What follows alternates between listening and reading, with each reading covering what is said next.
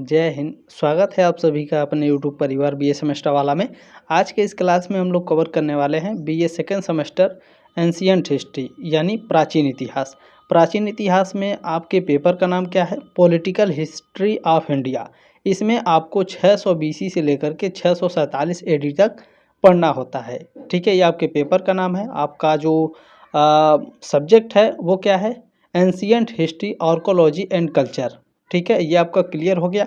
और ये जो क्लास है पूरे उत्तर प्रदेश में जितने भी यूनिवर्सिटी हैं, मैं नाम ले रहा हूँ। ठीक है, जैसे देखिए दीनदयाल उपाध्याय गोरखपुर विश्वविद्यालय है, सिद्धार्थ यूनिवर्सिटी, लखनऊ यूनिवर्सिटी है, BU झांसी है, राजा महेंद्र प्रताप सिंह विश्वविद्यालय, राम मनोहर लोहिया अवध विश्वविद्यालय है, मासा कुंभरी विश्वविद्यालय, महाराजा सुहेलदेव यूनिवर्सिटी, छत्रपति साहू जी महाराज यूनिवर्सिटी, महात्मा ज्योतिबा फुले रोहिलखंड विश्वविद्यालय, प्रोफेसर राजेंद्र सिंह यूनिवर्सिटी यानी रज्जू भैया विश्वविद्यालय, महात्मा गांधी काशी विद्यापीठ में आपके लिखित एग्जाम होते हैं। इसमें आपके टोटल 100 MCQs होने वाले हैं। ठीक है, डॉक्टर भीमराव अम्बेडकर यूनिवर्सिटी, माँ पाटेश्वरी यूनिवर्सिटी बलरामपुर, चौधरी चरण सिंह यूनिवर्सिटी, वीर बहादुर सिंह पूर्वांचल यूनिवर्सिटी, जननायक चंद्रशेखर बलिया विश्वविद्यालय, बनारस हिंदू विश्वविद्यालय। उत्तर प्रदेश में जितने भी यूनिवर्सिटी हैं और उससे अफिलेटेड जो भी कॉलेज हैं, सभी बच्चे इस क्लास को अटेंड करेंगे, जहां पर आपके पॉलिटिकल हिस्ट्री ऑफ इंडिया पढ़ाया जा रहा है बीए सेकेंड सेमेस्टर में। ठीक है, चले क्लास को स्टार्ट करते हैं।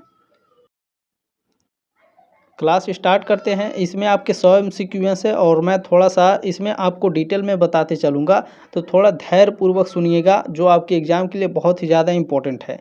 ये 100 MCQs हैं, लगातार आपके प्रीवियस ईयर का ये क्वेश्चन पेपर है, लगातार प्रीवियस ईयर से आपके एग्ज़ाम में क्वेश्चन आ रहे हैं, तो सारे क्वेश्चन मोस्ट इंपॉर्टेंट है। सभी को जितने क्वेश्चन है 100 क्वेश्चन, सभी बच्चे 100 क्वेश्चन को अटेंड जरूर करेंगे। ठीक है, सब्सक्राइब अगर क्लास अच्छा लगेगा तभी करिएगा, हेल्पफुल लगेगा एग्जाम दे करके आइएगा उसके बाद कीजिएगा। ठीक है, वो आपके ऊपर है। चले क्लास को स्टार्ट करते हैं। इसमें पहला क्वेश्चन है, प्रसिद्ध चिकित्सक जीवक किसके द्वारा नियुक्त किया गया था? जो जीवक थे ये बिंबिसार के द्वारा नियुक्त किए गए थे। कहाँ नियुक्त किए गए थे? तो बिंबिसार के दरबार में जीवक को नियुक्त किया गया था। जीवक क्या थे? तो जीवक राजवैद्य थे। क्या थे? राजवैद्य। राजवैद्य क्या होता है गुरुजी? फिजिशियन इसको इंग्लिश में बोलते हैं, यानी जो दवा वगैरह देते हैं। ठीक है, तो जो बिंबिसार थे ना, इन्हीं के दरबार में जीवक रहते थे। अच्छा, अवंती के जो राजा थे प्रद्योत, एक बार उनको पीलिया हो गया था। बिंबिसार उनके पीलिया के इलाज के लिए भी जीवक को भेजे थे। जो भगवान गौतम बुद्ध थे उनके भी निजी चिकित्सक थे जीवक, यानी जो गौतम बुद्ध भगवान थे उनको अगर बुखार वगैरह हो जाता था तो वो जीवक ही उनको दवा वगैरह देते थे। इतना क्लियर हुआ। इसमें जो कृष्णदेव राय हैं इनके बारे में जान लीजिए। कृष्णदेव राय विजयनगर साम्राज्य के सबसे प्रसिद्ध शासक थे, जिनके दरबार में अष्टदिग्गज यानी 8 प्रसिद्ध कवि होते थे। अच्छा, जो अशोक हैं ये बिंदुसार के पुत्र थे। कई बार आपके एग्जाम में पूछ चुका है कि बिंदुसार के पुत्र का क्या नाम है। ठीक है ना, बिंदुसार के पुत्र का क्या नाम है? अशोक। जो समुद्रगुप्त हैं इनको क्या कहा जाता है? भारत का नेपोलियन कहा जाता है। कई बार आपके एग्जाम में पूछा है भारत का नेपोलियन किसे कहा जाता है? समुद्रगुप्त को। क्लियर हुआ। क्लास अच्छा लग रहा है तो लाइक जरूर कीजिएगा, हाइप जरूर कर दीजिएगा। ठीक है, चलिए दूसरा क्वेश्चन है, पहले मगध की राजधानी कौन सी थी? अच्छा, यहाँ 2 क्वेश्चन बनेंगे। आपके दिमाग में क्वेश्चन आ गया गुरुजी यहाँ पूछा है पहले मगध की राजधानी कौन सी थी। अच्छा, तो बाद में कौन सी हुई थी, ये भी तो क्वेश्चन आपके दिमाग में आएगा। तो पहले मगध की जो राजधानी थी वो गिरिब्रज थी। गिरिब्रज यानी राजगृह। ठीक है, तो बाद में कौन सी राजधानी बनी? तो बाद में इनकी कौन सी राजधानी थी बताइए आप सभी लोग? बाद में पाटलिपुत्र इनकी राजधानी बनी थी। कौन सी? पाटलिपुत्र। ठीक है, ये 2 क्वेश्चन आते हैं, दोनों को अच्छे से आपको याद रखना है। चलिए तीसरा क्वेश्चन देखेंगे। देखिए तीसरा क्वेश्चन है कि मालवा क्षेत्र पर मगध की सत्ता का विस्तार इनमें से किसके शासनकाल में हुआ था? तो शिशुनाग के शासनकाल में मालवा के क्षेत्र पर मगध की सत्ता का विस्तार हुआ था। ठीक है, डी ऑप्शन राइट है क्वेश्चन नंबर तीसरे का। नेक्स्ट क्वेश्चन देखेंगे। चलें 4 नंबर प्रश्न है, राजा अजातशत्रु किस वंश के शासक थे? Very very most important question है। तो हर्यक वंश के। ठीक है, अजातशत्रु किस वंश के शासक थे? हर्यक वंश के शासक थे। ए ऑप्शन आपका राइट है। चलिए नेक्स्ट क्वेश्चन है 5 नंबर। पूछा गया है हर्षवर्धन की राजधानी थी पाटलिपुत्र, प्रयागराज, कन्नौज या वल्लभी? जो राजा हर्षवर्धन थे इनकी राजधानी कन्नौज थी। ठीक है, ऑप्शन नंबर सी राइट है क्वेश्चन नंबर 5 का। 7वीं शताब्दी में सम्राट हर्षवर्धन ने अपना साम्राज्य यानी पुष्यभूति वंश का विस्तार करने के बाद अपनी मूल राजधानी थानेसर हरियाणा से बदलकर कन्नौज उत्तर प्रदेश को अपनी राजधानी बनाया था। यानी पहले जो इनकी राजधानी बनाया था हर्षवर्धन ने, जो पहले राजधानी थी थानेसर थी। कहाँ थी? ये भी एग्जाम में क्वेश्चन पूछता है। थानेसर पहले कहाँ थी? थानेसर। थानेसर यानी हरियाणा में, ठीक है। बाद में कहाँ? कन्नौज। कन्नौज कहाँ? यूपी में, ठीक है ना। इतना क्लियर हो गया आपका। चलिए नेक्स्ट क्वेश्चन देखेंगे। 6 नंबर पूछा गया है, हर्षवर्धन के द्वारा कौन सा ग्रंथ लिखा गया? हर्षवर्धन के द्वारा लिखा गया था प्रियदर्शिका और रत्नावली, ठीक है। इसमें बी और सी दोनों राइट हैं। जो रास्तरंगिणी है वो कल्हड़ के द्वारा लिखा गया था। किसके द्वारा? कल्हड़ के द्वारा, ठीक है ना। कल्हड़ के द्वारा रास्तरंगिणी लिखा गया है। प्रियदर्शिका और रत्नावली हर्षवर्धन के द्वारा लिखा गया है। तो इसमें ये क्वेश्चन में एरर है, ध्यान रखिएगा, क्योंकि ए वाला आपका बिल्कुल गलत है, क्योंकि कल्हड़ ने लिखा था। और इसमें डी में ए और बी दिया है, हालांकि बी आपका राइट है। यहाँ पर इसको बी और सी देना चाहिए था, ठीक है ना। तो इस तरीके से क्वेश्चन आएंगे तो क्या करेंगे गुरुजी? तो इस टाइप के जो क्वेश्चन होते हैं इसका जो नंबर होता है वो आपको नहीं मिलेगा, क्योंकि क्वेश्चन में एरर है, ठीक है ना। या फिर पूरे नंबर आपको मिलेंगे। अब ये यूनिवर्सिटी के ऊपर डिपेंडेंट होता है। बाकी इस जो एकदम एक्यूरेट है 100% जो सही है वो मैंने आपको बता दिया है, ठीक है बाबू, ध्यान रखिएगा। रास्तरंगिणी कल्हड़ ने लिखा है, प्रियदर्शिका और रत्नावली किसने लिखा है? हर्षवर्धन ने, ठीक है ना। आगे बढ़ें। एक और इनका नागानंद क्या है? नागानंद पूछता है, नागानंद किसकी रचना है? हर्षवर्धन की। नागानंद, प्रियदर्शिका और रत्नावली इनकी 3 रचनाएं हैं, ठीक है ना। अच्छा, पूछता है हर्षचरित किसकी रचना है? क्या कहता है? हर्षचरित किसकी रचना है? और पूछता है कादम्बरी किसकी रचना है? मोस्ट इम्पोर्टेंट है, ठीक है ना। कादम्बरी, हर्षचरित और कादम्बरी किसकी रचना है? तो हर्षचरित और कादम्बरी दोनों वाणभट्ट की रचना है। किसका है? वाणभट्ट, ठीक है ना। वाणभट्ट की रचना है ये, ठीक है। क्लियर हो गया। आगे बढ़ें, चले, ठीक है। वाणभट्ट की रचना है, याद रखिएगा। हर्षचरित, कादम्बरी वाणभट्ट की रचना है। नागानंद, प्रियदर्शिका और रत्नावली हर्षवर्धन की रचना है। रास्तरंगिणी कल्हड़ की रचना है। रचनाओं के बारे में बहुत ही ज़्यादा पूछा जाएगा, आप लोग याद रखिएगा, ठीक है। नेक्स्ट क्वेश्चन है, वर्धन वंश का महान शासक कौन था? वर्धन वंश का सबसे महान शासक हर्षवर्धन थे, ठीक है। ऑप्शन नंबर ए करेक्ट है क्वेश्चन नंबर 7 का, ठीक है। वर्धन वंश को पुष्यभूति वंश भी कहा जाता है। इसका सबसे महान और शक्तिशाली शासक हर्षवर्धन थे। 7वीं शताब्दी यानी 600 ठीक है 606 से लेकर के 647 ईस्वी में शासन किया था इन्होंने। उत्तर भारत में एक विस्तृत साम्राज्य भी स्थापित किया था, ठीक है ना। जो हर्षवर्धन थे इन्होंने अपनी राजधानी थानेसर से कन्नौज स्थानांतरित किया था। अभी ऊपर मैंने आपको एकदम डिटेल में लिख करके बताया है, ठीक है। अच्छा, पूछता है कि हर्षवर्धन को अन्य किस नाम से जाना जाता है? ठीक है, तो इनको शिलादित्य के नाम से भी जाना जाता है। इनका दूसरा नाम क्या है, या फिर इनको किस नाम से जाना जाता है? तो शिलादित्य के नाम से भी इनको जाना जाता है, ठीक है। जो प्रभाकर वर्धन है, ठीक है, वो वर्धन वंश के प्रमुख शासक ये भी थे, लेकिन साम्राज्य का विस्तार और जो गौरव है वो हर्षवर्धन के समय में अपने चरम पर था, ठीक है। क्लियर हो गया। चलिए नेक्स्ट क्वेश्चन है कि गुप्त काल में सर्वाधिक कौन से सिक्के जारी किए गए थे?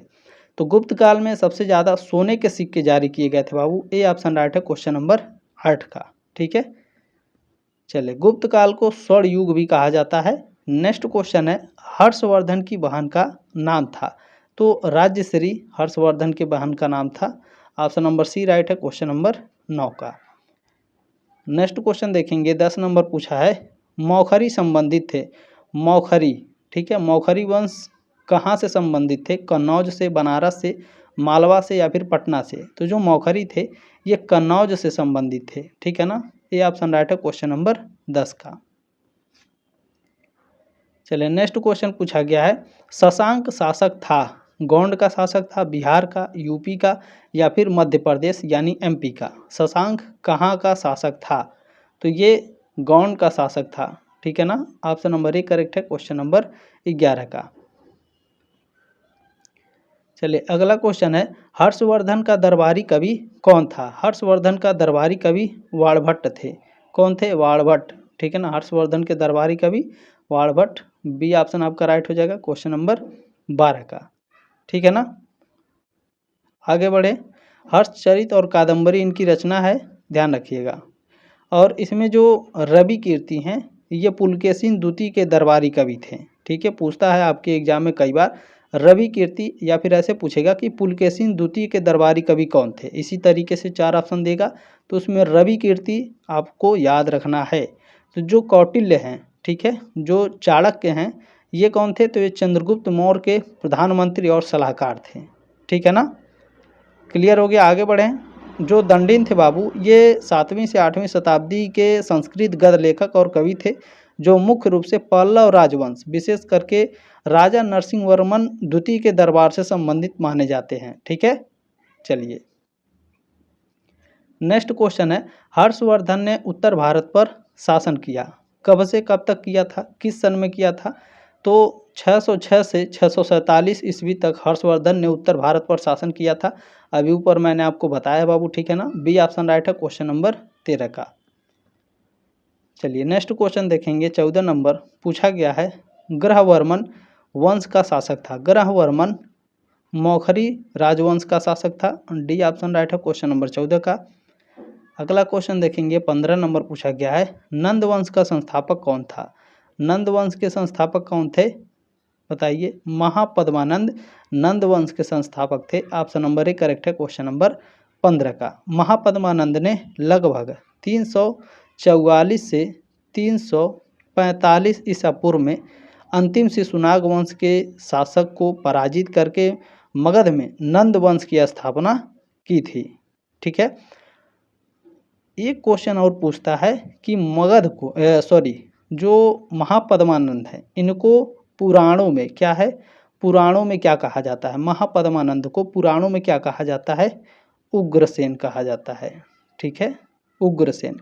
या डायरेक्ट पूछेगा कि महापद्मानंद को और किस अन्य नाम से जाना जाता है, तो इनको उग्रसेन के नाम से भी जाना जाता है। ठीक है ना, या इस तरीके से क्वेश्चन पूछेगा जो अभी मैंने बताया कि पुराणों में महापद्मानंद को किस नाम से जाना जाता है? उग्रसेन के नाम से।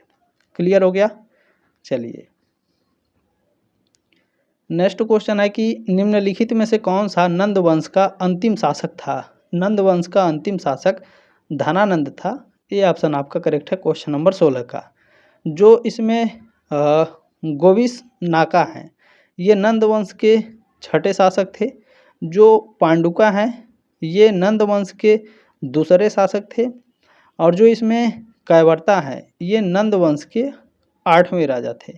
और नंद वंश के अंतिम शासक धनानंद थे। ठीक है ना, नंद वंश की स्थापना किसने करी थी? महापद्मानंद ने।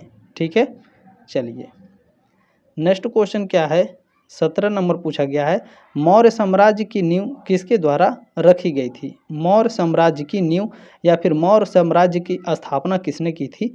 चंद्रगुप्त मौर्य ने की थी। बी ऑप्शन आपका करेक्ट है। ठीक है, चंद्रगुप्त के बेटा कौन था? चंद्रगुप्त का बेटा कौन था? बिंदुसार। बिंदुसार का बेटा कौन था? सम्राट अशोक। ठीक है ना, चलिए नेक्स्ट क्वेश्चन है 18 नंबर, निम्नलिखित राजाओं में से किसने प्राचीन भारत में मौर्य साम्राज्य की स्थापना की थी? अच्छा ठीक है भैया, वही क्वेश्चन घुमा फिरा के पूछा है, मौर्य साम्राज्य की स्थापना किसने की थी? तो चंद्रगुप्त मौर्य ने की थी। डी ऑप्शन राइट है क्वेश्चन नंबर 18 का। ठीक है, क्वेश्चन नंबर 19 क्या पूछा गया है, प्रथम भारतीय साम्राज्य किसके द्वारा स्थापित किया गया था? प्रथम भारतीय साम्राज्य स्थापित किया गया था चंद्रगुप्त मौर्य के द्वारा। कब? लगभग 322 ईसा पूर्व में। ठीक है, चलिए सी ऑप्शन राइट है क्वेश्चन नंबर 19 का। क्वेश्चन नंबर 20 देखें, पूछा गया है, चंद्रगुप्त मौर्य ने मगध के नंद वंश को किसकी सहायता से उखाड़ फेंका था? तो विष्णुगुप्त चाणक्य, यानी कौटिल्य, चाणक्य, विष्णुगुप्त, इनका एक ही नाम है चाणक्य का। ठीक है, चाणक्य की सहायता से चंद्रगुप्त मौर्य ने मगध के नंद वंश को उखाड़ फेंका था। सी ऑप्शन राइट है क्वेश्चन नंबर 20 का। चलिए अगला क्वेश्चन है 21 नंबर, किसके शासनकाल में मेगास्थनीज भारत आया? मेगास्थनीज भारत आया था चंद्रगुप्त मौर्य के शासनकाल में।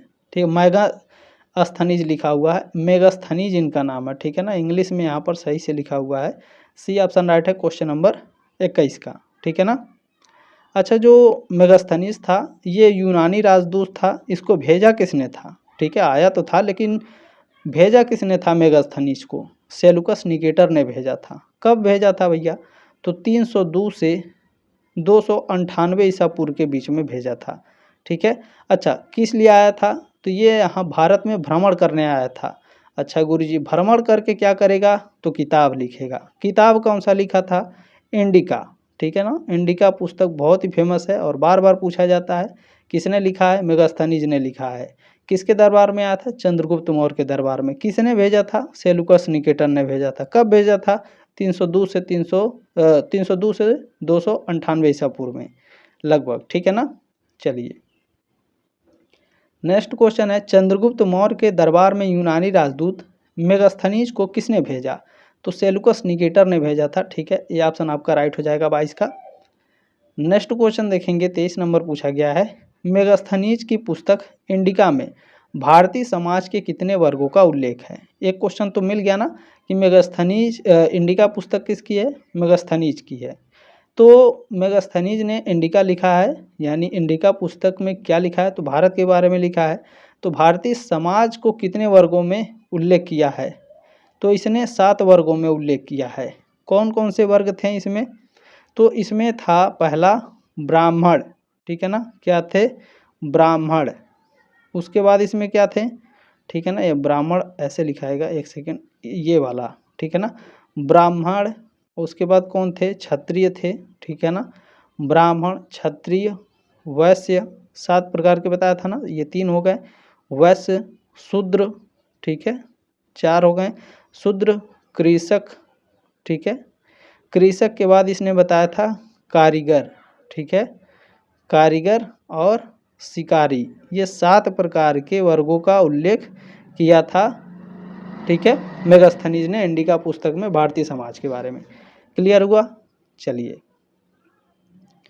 नेक्स्ट क्वेश्चन है 24 नंबर, निम्नलिखित में से किस मौर्य राजा ने दक्कन पर विजय प्राप्त की? मोस्ट इंपोर्टेंट है, दक्कन बहुत ही फेमस जगह है और इस पर विजय किसने प्राप्त करी थी? चंद्रगुप्त ने। बी ऑप्शन राइट है क्वेश्चन नंबर 24 का। अगला क्वेश्चन है 25 नंबर, बिंदुसार के पुत्र का नाम था। बिंदुसार के पुत्र का क्या नाम था? अभी ऊपर मैंने आपको बताया है, बिंदुसार के पुत्र का नाम अशोक था। ठीक है ना, 25 का ए ऑप्शन आपका राइट है। अच्छा, चंद्रगुप्त का पुत्र कौन था? बिंदुसार था। बिंदुसार का पुत्र कौन था? सम्राट अशोक। ठीक है ना। चलिए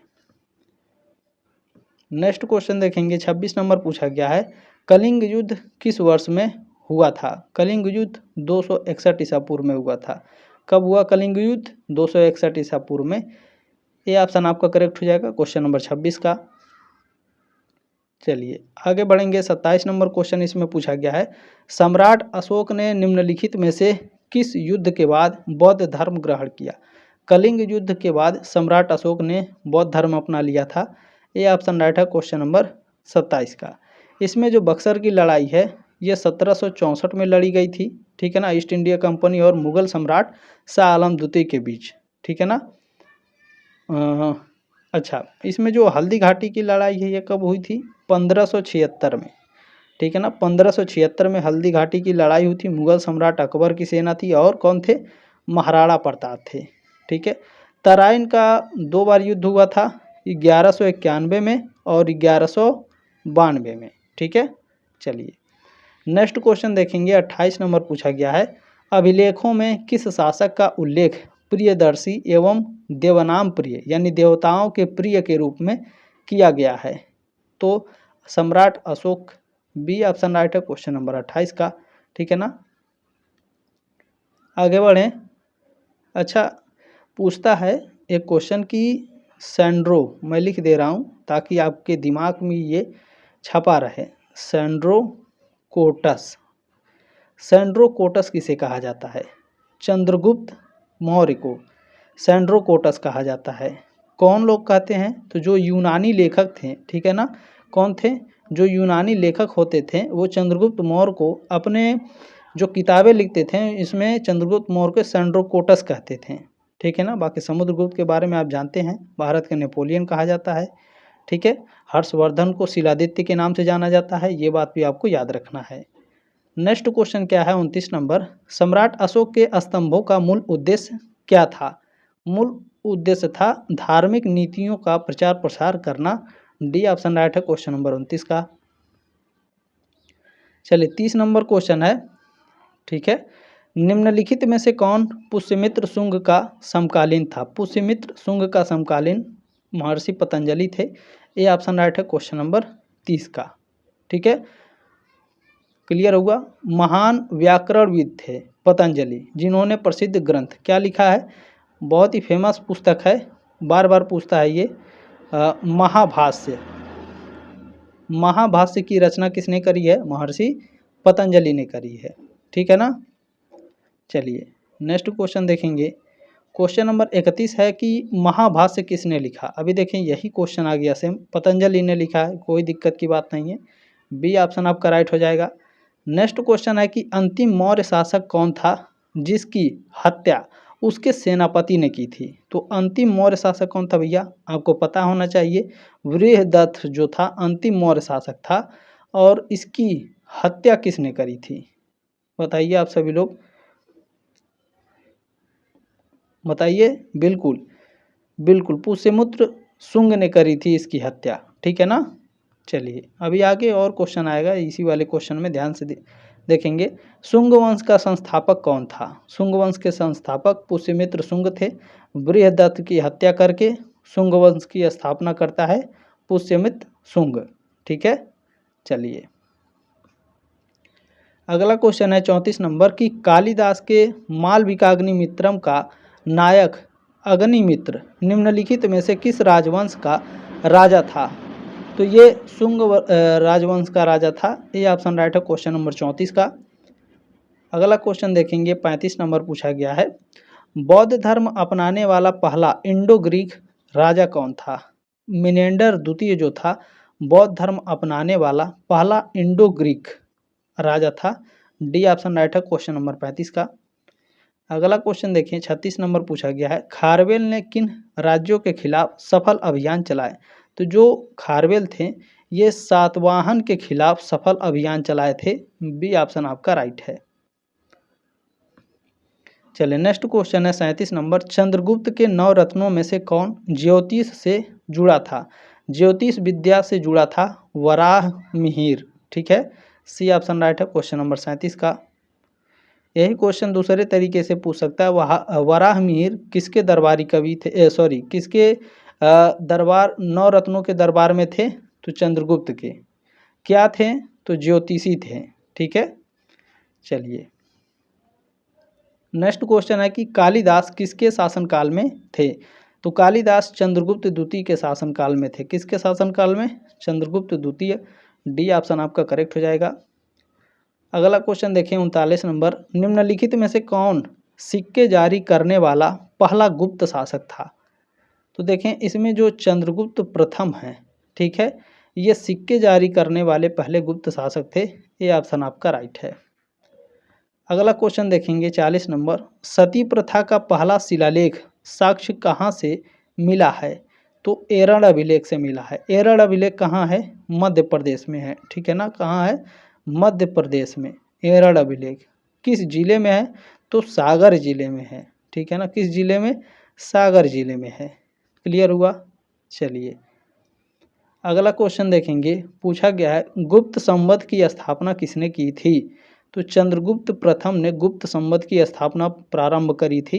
ये ऑप्शन राइट है क्वेश्चन नंबर 41 का। क्वेश्चन नंबर 42 है, चीनी यात्री सुयुंग भारत में कब आया था? तो जो सुंग्यून था ये भारत में आया था 515 से लेकर के 500 ईस्वी तक। 515 से लेकर के 520 ईस्वी तक। Sorry for this. ये ऑप्शन राइट है क्वेश्चन नंबर 42 का। नेक्स्ट क्वेश्चन है 43 नंबर, कि शक विजेता के नाम से किसे जाना जाता है? शक विजेता के नाम से किसे जाना जाता है? चंद्रगुप्त द्वितीय को। सी ऑप्शन राइट है क्वेश्चन नंबर 43 का। अगला क्वेश्चन देखेंगे 44 नंबर, गुप्त वंश की स्थापना किसने की? गुप्त वंश की स्थापना की थी चंद्रगुप्त ने। सी ऑप्शन आपका राइट हो जाएगा। ठीक है, चले नेक्स्ट क्वेश्चन है 335 ईस्वी से 375 ईस्वी के बीच भारत पर किसने शासन किया? बताइए। बिल्कुल, समुद्रगुप्त ने शासन किया था 335 से 375 ईस्वी तक। ठीक है, डी ऑप्शन राइट हो जाएगा क्वेश्चन नंबर 45 का। अगला क्वेश्चन देखेंगे हम 46 नंबर है कि दिल्ली में लौह स्तंभ किसके काल में बनवाया गया था? लौह स्तंभ, ठीक है ना, लौह स्तंभ किसके काल में बनवाया गया था? चंद्रगुप्त द्वितीय के शासनकाल में लौह स्तंभ दिल्ली में बनवाया गया। बी ऑप्शन आपका राइट है क्वेश्चन नंबर 46 का। किसी भी क्वेश्चन में कोई डाउट है एग्जाम के बाद आपको आंसर की चाहिए, किसी भी यूनिवर्सिटी से आप हों, उत्तर प्रदेश के या फिर अपलेटेड कॉलेज से, तो आप इस नंबर पर अपना क्वेश्चन पेपर जरूर भेज दीजिएगा। 7605744584 ये मेरा व्हाट्सअप नंबर है। किसी भी क्वेश्चन में कोई डाउट है तो भी आप हमसे पूछ सकते हैं। ठीक है, चलिए नेक्स्ट क्वेश्चन है कि साकल में किसने अपनी राजधानी स्थापित की? साकल में राजधानी स्थापित की थी मिहिर कुल ने। ठीक है ना, मिहिरा कुल ने। बी ऑप्शन राइट है क्वेश्चन नंबर 47 का। टेलीग्राम ग्रुप सभी बच्चे जरूर ज्वाइन कर लीजिएगा, डिस्क्रिप्शन बॉक्स में दिया गया है लिंक। ठीक है, अगर नहीं मिलेगा तो व्हाट्सएप पर मैसेज करिएगा, मैं लिंक शेयर कर दूंगा। मिहिर कुल को किसने बंदी बनाया? तो बालादित्य ने मिहिर कुल को बंदी बनाया था। ये ऑप्शन राइट है क्वेश्चन नंबर 48 का। ठीक है, क्लियर हो गया? एक सेकेंड, चले नेक्स्ट क्वेश्चन है 49 नंबर, सिकंदर ने भारत पर कब आक्रमण किया? सिकंदर ने भारत पर आक्रमण किया था 326 ईसा पूर्व में। ठीक है ना, भारत पर आक्रमण किसने किया? सिकंदर ने। कब? 326 ईसा पूर्व में। बी ऑप्शन आपका राइट हो जाएगा। नेक्स्ट क्वेश्चन है 50 नंबर, निम्नलिखित में से किसने सातवाहन राजवंश की स्थापना की? ठीक है, डायरेक्ट पूछेगा तो भी याद रखिएगा। सातवाहन राजवंश की स्थापना किसने की? सिमुक ने की थी। ठीक है ना, सातवाहन वंश सिमुक। ये ऑप्शन आपका राइट है। अगला क्वेश्चन है, निम्नलिखित में से किस सातवाहन राजा का नाम सांची स्तूप के गताव्यास में से एक पर अंकित है? तो यह अंकित है सातकर्णी की। सी ऑप्शन आपका राइट हो जाएगा। अगला क्वेश्चन है 52 नंबर, निम्नलिखित में से किस सातवाहन शासक ने सिक्के जारी किए जिनमें जहाज़ों को चित्रित किया गया था? तो यज्ञ श्री सतकर्णी ने सिक्के जारी किए थे जिसमें जहाज़ों को चित्रित किया गया था। बी ऑप्शन आपका राइट है। अगला क्वेश्चन है, पहला सातवाहन राजा कौन था जिसका मातृनाम यानी जो माता का नाम था? तो इसमें देखें, जो आपके गौतमी पुत्र सतकर्णी हैं, इनका नाम इनकी माता के नाम पर है। डी ऑप्शन आपका राइट है। अगला क्वेश्चन देखेंगे 54 नंबर 54 नंबर है, वाकाटक वंश की स्थापना किसने की? वाकाटक, ठीक है, वाकाटक वंश की जो स्थापना है वो विंध्य शक्ति के द्वारा किया गया था। ठीक है, वाकाटक वंश की स्थापना विंध्य शक्ति। बी ऑप्शन आपका राइट है। नेक्स्ट क्वेश्चन है 55 नंबर, वाकाटक वंश ने प्राचीन भारत के किस क्षेत्र पर शासन किया था? प्राचीन भारत के मध्य और दक्षिण भारत पर शासन किया था। सी ऑप्शन राइट है क्वेश्चन नंबर 55 का।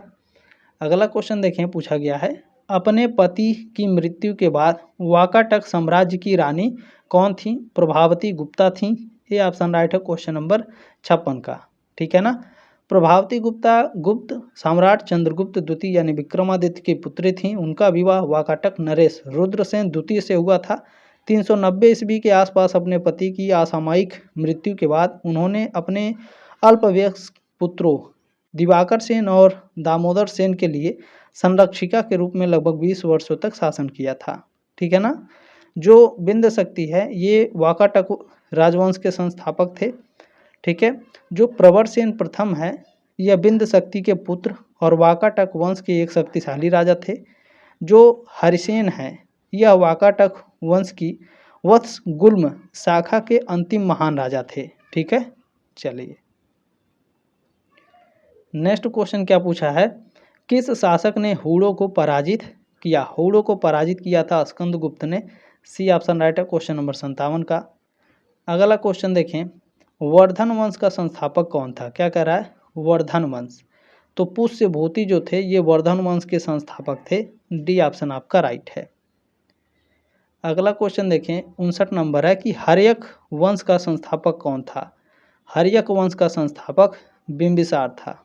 ठीक है, ए ऑप्शन राइट है क्वेश्चन नंबर 59 का।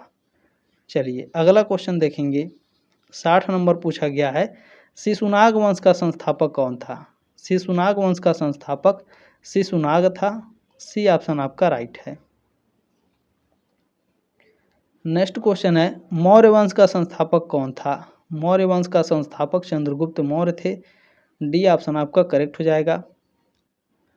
चलिए नेक्स्ट क्वेश्चन है, शुंग वंश का संस्थापक कौन था? शुंग वंश का संस्थापक पुष्यमित्र शुंग था। ऑप्शन नंबर बी करेक्ट हो जाएगा आपका। अगला क्वेश्चन देखेंगे, 63 नंबर है, कण्व वंश का संस्थापक कौन था? कण्व वंश का संस्थापक वासुदेव था। ऑप्शन नंबर सी करेक्ट हो जाएगा आपका। चलिए नेक्स्ट क्वेश्चन है 64 नंबर कि सातवाहन वंश का संस्थापक कौन था? सातवाहन वंश के जो संस्थापक हैं वो सिमुख हैं। ऑप्शन नंबर ए करेक्ट हो जाएगा आपका। अगला क्वेश्चन है 65 नंबर, मौखरी वंश का संस्थापक कौन था? मौखरी वंश हरिवर्मन थे मौखरी वंश के संस्थापक। डी ऑप्शन आपका करेक्ट हो जाएगा। ठीक है, चलें आगे बढ़ें।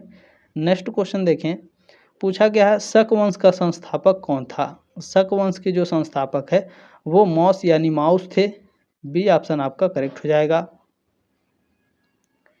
नेक्स्ट क्वेश्चन है, भारत में कुषाण वंश का संस्थापक कौन था? या डायरेक्ट पूछेगा कि कुषाण वंश का संस्थापक कौन था? तो कुजूल कड़फिसेस कुषाण वंश के संस्थापक थे। सी ऑप्शन आपका राइट है।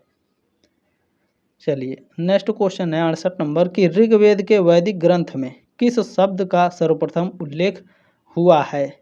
तो वर्ण का उल्लेख हुआ है। ये ऑप्शन आपका राइट है। अगला क्वेश्चन देखेंगे, 69 नंबर पूछा गया है, सबसे पुराना ब्राह्मण साहित्य है? वेद सबसे पुराना ब्राह्मण साहित्य है। ऑप्शन नंबर डी करेक्ट हो जाएगा। चलिए अगला क्वेश्चन है, कौन सा वेद गीतात्मक रचना है? या फिर पूछेगा कौन सा वेद संगीतमय है? तो जो इसमें सामवेद है, ठीक है ना, सामवेद क्या है? संगीतमय है। सी ऑप्शन आपका राइट है। नेक्स्ट क्वेश्चन क्या है, देखिए किस वेद में 10 मंडल है? ऋग्वेद में 10 मंडल है।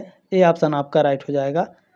अगला क्वेश्चन है 72 नंबर, गुप्त काल में किसे उसके औषधि शास्त्र के लिए जाना गया?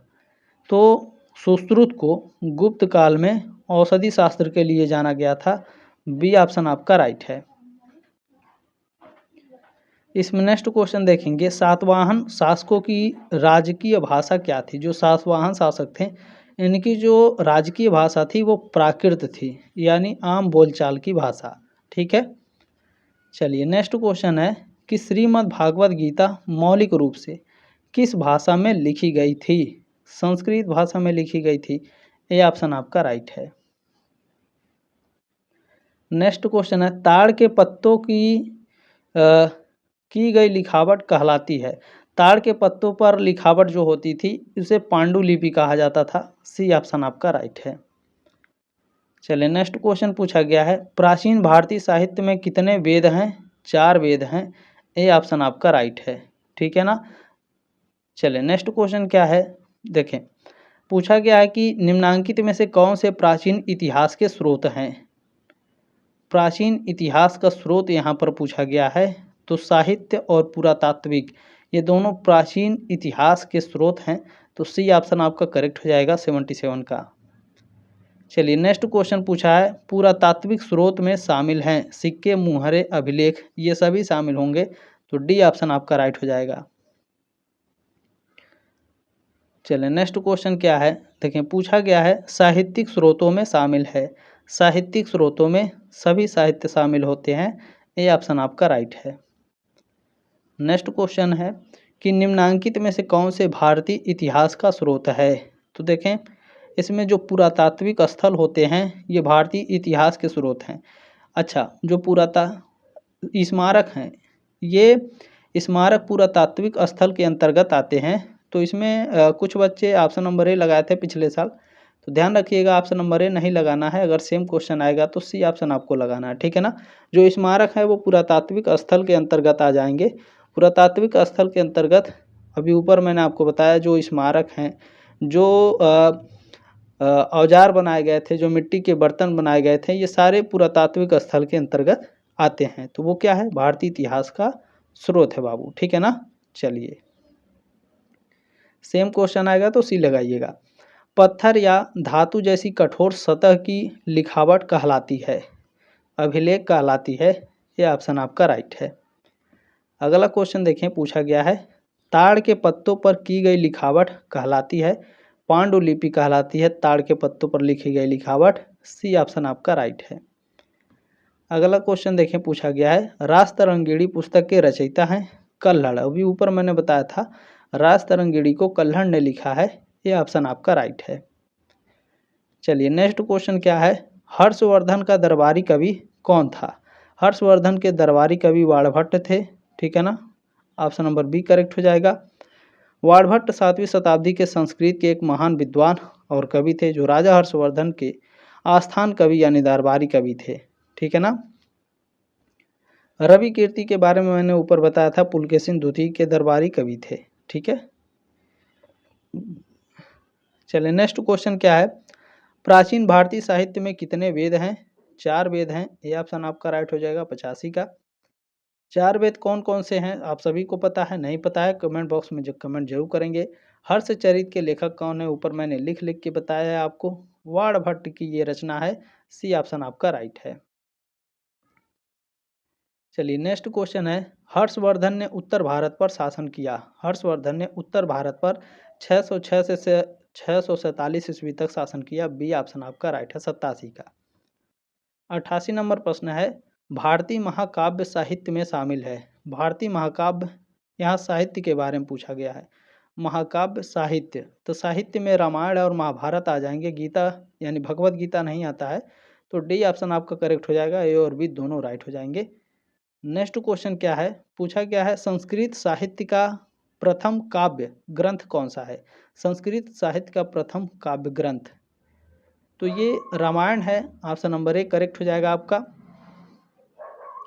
चले, अगला क्वेश्चन है कि रामायण के रचनाकार कौन है। महर्षि वाल्मीकि हैं। ये ऑप्शन आपका राइट हो जाएगा। अगला क्वेश्चन है महाभारत की रचना किसने की थी। तो महर्षि वेद व्यास ने की थी, ठीक है ना, वेद व्यास के द्वारा लिखी गई। बी ऑप्शन आपका राइट हो जाएगा। अगले क्वेश्चन है कि किस बौद्ध ग्रंथ में 16 महाजनपदों का वर्णन मिलता है। अंगुत्तर निकाय में बौद्ध ग्रंथ के अंगुत्तर निकाय में 16 महाजनपदों का उल्लेख मिलता है। ये ऑप्शन आपका राइट है, ठीक है। चलिए, नेक्स्ट क्वेश्चन देखेंगे। 93 नंबर क्वेश्चन पूछा गया है कि उज्जैन का प्राचीनतम नाम क्या था। उज्जैन का प्राचीनतम नाम है अवंतिका, ठीक है ना। उज्जैन का पुराना नाम अवंतिका। सी ऑप्शन आपका करेक्ट हो जाएगा। चलिए, अगले क्वेश्चन में देखेंगे आप सभी लोग। पूछा गया है कि चंद्र प्रधोता किसके समकालीन थे। तो ये बिंबिसार और गौतम बुद्ध दोनों को समकालीन थे, लेकिन जो चंद्र प्रधोता थे ये सबसे ज़्यादा बिंबिसार के समकालीन थे। ये ऑप्शन आपका राइट है। जब एक बार इनको पीलिया हो जाता है तो बिंबिसार के, सॉरी नहीं यहाँ पर गलत हो गया, ठीक है ना। चंद्र प्रधोता जो हैं ये बिंबिसार के क्या है, समकालीन थे, ठीक है। चंद्रगुप्त मौर्य ने चंद्र प्रधोता को पीलिया हो गया था तो भेजा था इनकी दवा के लिए। अभी ऊपर मैंने आपको समझाया था, ठीक है ना। गौतम बुद्ध के ज़्यादा समकालीन नहीं थे, ये भी आपको याद रखना है, ठीक है। चलिए, कभी कभी क्या होता है ना, ऐसे जो क्वेश्चन होते हैं बिंबिसार को देता ही नहीं है, गौतम बुद्ध को दे देगा तो आप कहेंगे कि गुरुजी तो बिंबिसार पढ़ाए थे, ऑप्शन में है ही नहीं, अब क्या लगाएं। तो इसीलिए जितना डीपली हो सकता है मैं आपको पढ़ाने का प्रयास करता हूं, मैं अपना 100% देता हूं। अब आपके ऊपर जिम्मेदारी है, मेरे ऊपर भी जिम्मेदारी है आप लोगों को पढ़ाना अच्छे से। मैं अपना काम कर रहा हूँ, आप लोग भी अपना काम जरूर कीजिएगा, सपोर्ट जरूर करिएगा मुझे। वज्जी महाजनपद की राजधानी कौन सी थी। वज्जी महाजनपद की राजधानी वैशाली थी, ठीक है ना, क्लियर हो गया, सी ऑप्शन आपका राइट है। नेक्स्ट क्वेश्चन है कि कौशल महाजनपद 6ठी शताब्दी ईसा पूर्व वर्तमान भारत में किस राज्य का एक भाग है? तो यह उत्तर प्रदेश का भाग है, डी ऑप्शन आपका राइट है। चलिए अगला क्वेश्चन है कि हर्यक वंश में मगध का प्रथम शासक कौन था? हर्यक वंश में मगध का प्रथम शासक था बिंबिसार, ए ऑप्शन आपका राइट है। बहुत ही मस्त क्वेश्चन है, ध्यान से इसे पढ़ लीजिएगा, ठीक है। चलिए नेक्स्ट क्वेश्चन क्या है, पाटलिपुत्र का संस्थापक कौन था? पाटलिपुत्र का संस्थापक उदयन था, ये ऑप्शन आपका राइट है। बहुत बार ये क्वेश्चन पूछा है, ध्यान रखिएगा। नेक्स्ट क्वेश्चन क्या है, 6ठी शताब्दी ईसा पूर्व में थोतिवती किसकी राजधानी थी? सोथीवती है, सॉरी फॉर दी, सोथीवती, यहाँ क्या है, सोथीवती लिखा हुआ है, बिल्कुल सोथीवती, ठीक है ना। यहाँ पर आपका ठीक है, चेदी 6ठी शताब्दी ईसा पूर्व में सोथीवती किसकी राजधानी थी? चेदी की, सी ऑप्शन राइट है क्वेश्चन नंबर 99 का। अगला क्वेश्चन क्या है देखें, पूछा गया है कि गौतम बुद्ध के जीवन काल के दौरान 7वीं तथा आरंभिक 6ठी सदी ईसा पूर्व में कितने महाजनपद अस्तित्व में थे? तो 16 महाजनपद अस्तित्व में थे, ये ऑप्शन राइट है क्वेश्चन नंबर 100 का, ठीक है, क्लियर हो गया। यहाँ पर 80 नंबर क्वेश्चन देख लेंगे एक बार, जो डाउट है एक बार मैं देख ले रहा हूँ ताकि कहीं गलत ना हो जाए, ठीक है। स्रोत, ठीक है, सी ऑप्शन आपका यहाँ पे करेक्ट है। एक क्वेश्चन और यहाँ पर था, वो मुझे दिख नहीं रहा, ठीक है। कहीं भी कोई दिक्कत होगी तो आप लोग कमेंट बॉक्स में कमेंट जरूर कर दीजिएगा। कमेंट में मत करिएगा, आप लोग जो मैंने नंबर दिया है, नंबर पे आप लोग मैसेज जरूर करिएगा, व्हाट्सअप करिएगा, फ़ोन नहीं करना है, ठीक है। ये बात आप लोगों को ध्यान रखना बाबू। वो क्वेश्चन मिल नहीं रहा है मुझे, एक सेकेंड, आप लोग रुक जाएंगे या फिर कोई दिक्कत की बात है नहीं, ठीक है। बाकी क्लास कैसी लगी आप लोग कमेंट के माध्यम से अपनी राय कमेंट बॉक्स में ज़रूर रखिएगा, ठीक है। जल्द मिलेंगे आपके नेक्स्ट क्लास में, तब तक के लिए जय हिंद, वंदे मातरम। वो क्वेश्चन मुझे नहीं मिला है, ठीक है।